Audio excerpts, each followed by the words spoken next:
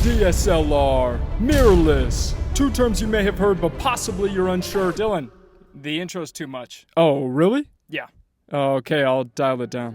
DSLR and mirrorless. Two terms you may have heard, but possibly you're unsure of the difference between the two. Today I'll be talking about how and why these two camera systems are different, and I will explain the pros and cons of each. First though, if you are interested in learning videography and photography techniques, tips, and tricks, then consider subscribing to my channel. I post new videos every week that aim to help you become a better creator, so click that red subscribe button and ring the bell to get notified about all my videos. DSLR stands for Digital Single Lens Reflex. The keyword here is reflex, which is referring to the reflective nature of the mirror used in DSLRs. This is the main difference between DSLRs and mirrorless cameras. Mirrorless cameras do not have that mirror system. So how DSLR cameras work is this. Light passes through the lens, it hits that mirror and reflects up into the camera's viewfinder, as well as the autofocus sensor and the auto exposure sensor. Once you're ready to take the picture, that mirror swings out of the way, making that beautiful sound, and it exposes the imaging sensor, thus creating the image seen by the sensor at that moment. With mirrorless cameras, once light passes through the lens, it directly hits the camera's imaging sensor, which instantly displays what it sees on the LCD monitor and the electronic viewfinder on top. So mirror, no mirror, who cares? This does not play much of a role in the specs of the different types of cameras, right? Actually, it really does. Mirrorless cameras are generally lighter and less bulky than DSLR cameras because they don't have that complex mirror system. So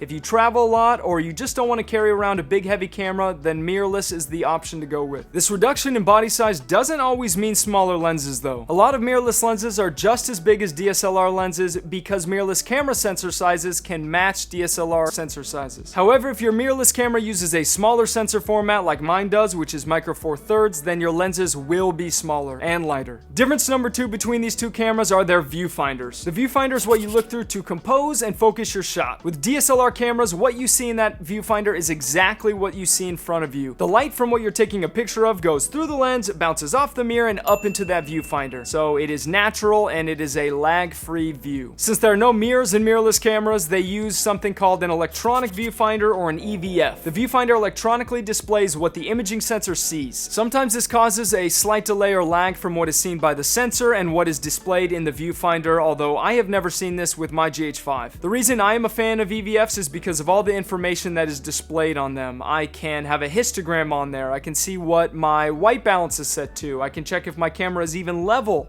and this is something a DSLR viewfinder does not have the capability to show. I also like that I can see exactly how my photo will look based on my set exposure, white balance, etc. before I take the shot. Some DSLR shooters, however, prefer to see what their eyes would see in the viewfinder, compose their shot, and then check the results on their LCD screen. Difference number three is the battery time, and DSLRs are the big winner here. They have significantly longer battery time, mainly because they don't use EVFs, which do draw a lot of power, and they don't use LCD screens as much. DSLRs can take around 600 to 800 shots on average, with some pro cameras even reaching up to 2,000 shots plus per charge. Mirrorless cameras shoot only 300 to 400 on average per charge, with the higher end cameras shooting only 600 to 700 shots. The fourth big difference between the two are their video capabilities. Mirrorless cameras are the clear winner here, and if shooting video is important to you, then stick with the mirrorless system. Shooting video requires light on the camera's imaging sensor at all times, so since DSLRs have that mirror that cover their camera sensor,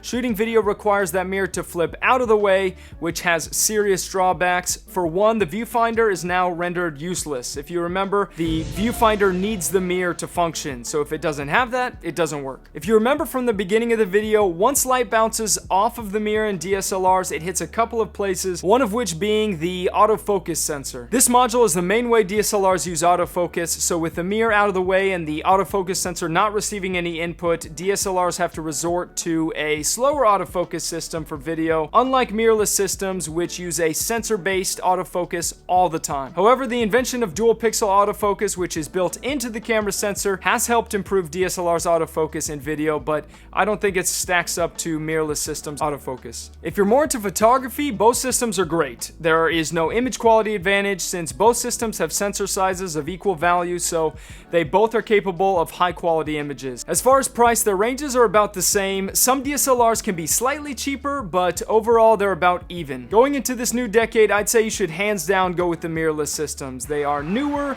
they are lighter, they are more advanced, and they are the way forward. If you disagree, shoot me a comment below. I am always down to hear others' opinions. If you found this video useful, do me a solid and hit that thumbs up button. I put a lot of time into these videos, so feedback is always great. I look forward to seeing you guys next video. Enjoy your day.